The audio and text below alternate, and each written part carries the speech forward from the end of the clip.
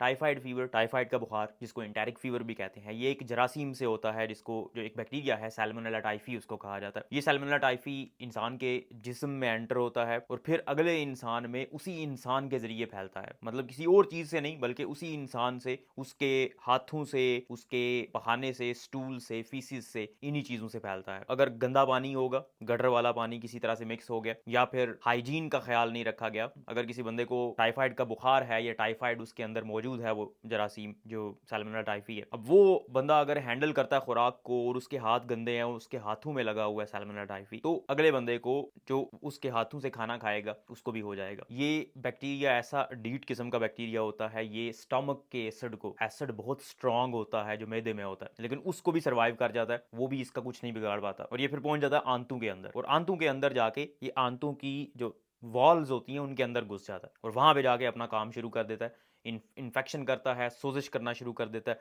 और फिर वहां से जिस्म के मुख्तलिफ हिस्सों में फैल जाता है। अब इसकी अलामात क्या होती हैं? सबसे पहले आपको बुखार होना शुरू होता है, पहला हफ्ता आपको बुखार होता है। ये जरासीम जब एंटर हो जाते हैं सैल्मोनेला टाइफी, तो आपको एटलीस्ट एक हफ्ता लगता है अलामात के आने में, मतलब एक हफ्ते तक आपको कोई अलामत नहीं आएगी। अगर टाइफाइड का बुखार किसी को हो रहा है, इसका मतलब उसने कुछ भी खाया होगा या पिया होगा एटलीस्ट एक हफ्ता पहले या 5 दिन पहले, उसकी वजह से उसको ये अलामात आ रही हैं। और इसमें जो बुखार होता है वो स्टेप वाइज होता है, इसको स्टेप लैडर बुखार कहते हैं। मतलब आपको थोड़ा सा बुखार होता है, फिर ठीक हो जाता है, फिर उसके बाद जब नेक्स्ट बुखार होता है वो थोड़ा उससे ज़्यादा होता है, फिर ठीक होता है, फिर उससे बढ़ के, तो इस तरह से बुखार आहिस्ता आहिस्ता ज़्यादा होता जाता है स्टेप वाइज पैटर्न में। फिर उसके बाद आपके पेट में दर्द होना शुरू हो जाता है, और पूरे पेट के अंदर डिफ्यूज दर्द होता है, किसी एक जगह पे स्पेसिफिक नहीं होता। हाँ, बाज़-औक़ात आपकी दाएं जानब जिस जगह पे आपका जिगर होता है वहाँ पे दर्द थोड़ा ज़्यादा होता है, क्योंकि ये जो बैक्टीरिया है सैल्मोनेला टाइफी, ये जिस्म के मुख्तलिफ हिस्सों में जाना शुरू हो जाता है। ये आपकी बोन मैरो के अंदर, हड्डी के गोदे के अंदर भी चला जाता है, जिगर के अंदर चला जाता है, और मुख्तलिफ जगहों पे। तो इस वजह से आपके पेट के अंदर जिगर के पास, जहाँ पे जिगर होता है वहाँ पे दर्द हो सकता है, पूरे पेट के अंदर दर्द हो रहा होता है हल्का हल्का।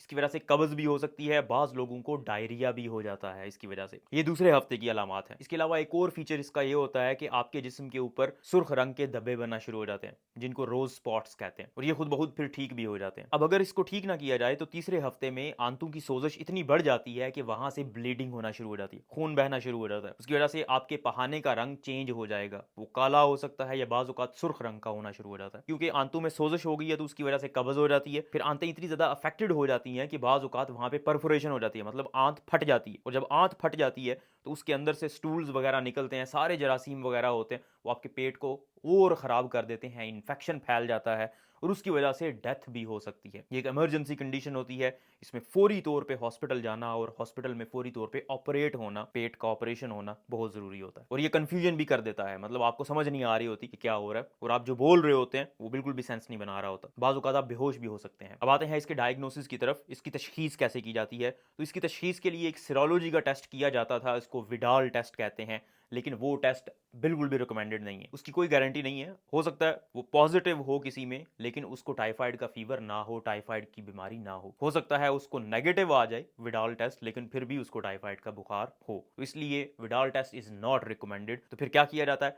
नॉर्मली क्लिनिकल बेस पे, मतलब आपको क्लिनिकल पिक्चर नजर आ रही होती है, अच्छा बुखार इस तरह का हो रहा है, पेट के अंदर दर्द हो रहा है, खाना इस बंदे ने बाहर से खाया था, तो इस तरह की चीज़ें जो हैं वो आपको पता चल जाती हैं कि ये टाइफाइड फीवर ही होगा। लेकिन इसमें जो स्पेसिफिक टेस्ट है वो ब्लड कल्चर है, खून का कल्चर लिया जाता है, मतलब खून लिया जाता है सैंपल, और फिर उसको ग्रो किया जाता है और उसमें देखा जाता है कि ये ऑर्गेनिज्म मौजूद है या नहीं, और ये 100% स्पेसिफिक है, मतलब यही टेस्ट किया जाता है। बाज़ औक़ात स्टूल कल्चर भी किया जाता है, मतलब पखाने का सैंपल लिया जाता है, लेकिन पखाने के सैंपल के अंदर बाज़ औक़ात आपको नहीं भी नजर आता सैल्मोनेला टाइफी। इसके बाद एक और स्पेसिफिक टेस्ट है, वो बोन मैरो बायोप्सी है, वो नहीं किया जाता, लेकिन बाज़ औक़ात अगर बहुत हाई सस्पिशन हो और कोई चारा नहीं है तो फिर मे भी बोन मैरो बायोप्सी की जाती हो, लेकिन नॉर्मल प्रैक्टिस में बोन मैरो बायोप्सी नहीं की जाती, ब्लड कल्चर किया जाता है, स्टूल कल्चर किया जाता है। लेकिन मेरी रिकमेंडेशन यही है कि हमेशा पाकिस्तान के अंदर अगर किसी को टाइफाइड का बुखार हो, या डॉक्टर आपसे कहे कि आपको टाइफाइड का बुखार हो सकता है, तो 100% अपना ब्लड कल्चर ज़रूर करवा लें। महंगा टेस्ट होता है लेकिन बहुत ज़रूरी होता है। उसकी वजह यह है कि पाकिस्तान के अंदर मल्टी ड्रग रेजिस्टेंट ये ऑर्गेनिज्म मौजूद है, मतलब पाकिस्तान के अंदर ऐसे सैल्मोनेला के जरासीम हैं जो नॉर्मल एंटीबायोटिक्स से ठीक नहीं होते, उसके लिए स्पेसिफिक एंटीबायोटिक्स चाहिए होती हैं। इसलिए अगर ब्लड कल्चर हो जाएगा तो ब्लड कल्चर से पता चल जाता है कि ये ऑर्गेनिज्म, ये जो टाइफाइड करवा रहा है, ये किस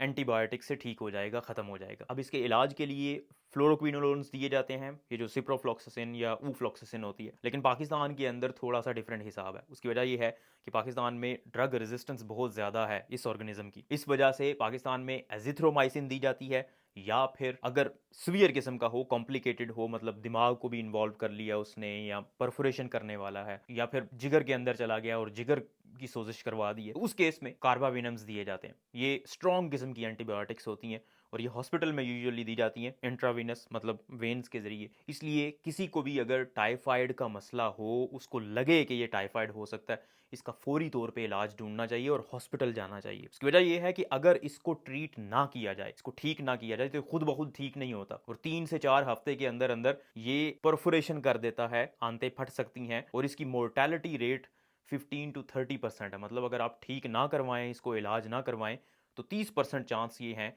कि आपकी डेथ हो सकती है। अब बाज़ औक़ात ये रिलैप्स भी कर जाता है। रिलैप्स करने का मतलब ये है कि आपने ट्रीटमेंट करवाया, एंटीबायोटिक्स ली, लेकिन दोबारा ये 2 से 3 हफ्तों में दोबारा आ जाता है। उसकी वजह ये है कि एंटीबायोटिक्स प्रॉपर तरीके से इफ़ेक्ट नहीं कर पाई, क्योंकि इसमें रेजिस्टेंस भी होती है। दोबारा से भी आप स्टूल कल्चर करवा सकते हैं, जिससे पता चल जाता है कि ये ऑर्गेनिज्म खत्म हुआ है या नहीं हुआ। अब एक टर्म होती है कैरियर। कैरियर का मतलब ये होता है कि आप जब ट्रीटमेंट करवा लेते हैं, आपको आराम आ जाता है, बुखार नहीं है, आपके पेट में दर्द नहीं है, लेकिन फिर भी ये आपके जिस्म के अंदर मौजूद होता है। स्पेशली जो ख़वातीन होती हैं उनमें, और उनमें से भी जिन लोगों में गॉल ब्लैडर मौजूद होता है, पित्ता जिसको कहते हैं, पित्ते के अंदर अगर पथरियां हैं, तो क्योंकि ये पित्ते के अंदर भी चला जाता है और वहाँ से फिर आहिस्ता आहिस्ता आता रहता है और पखाने के साथ निकलता रहता है। प्रिवेंशन की बात करते हैं। प्रिवेंशन के लिए खुराक की और पानी की सफाई का ख्याल रखना बहुत ज़रूरी है। अगर आप हाइजीन का ख्याल रख लें, मतलब खाना खाने से पहले अपने हाथ अच्छी तरह से धोएं, पानी साफ पिएं, और फिर इसकी वैक्सीन भी आती है स्पेशली उन लोगों के लिए जो ऐसे इलाकों में रहते हैं जहाँ पे टाइफाइड फीवर नहीं होता। वो अगर ऐसे इलाके में जाएं, फॉर एग्जाम्पल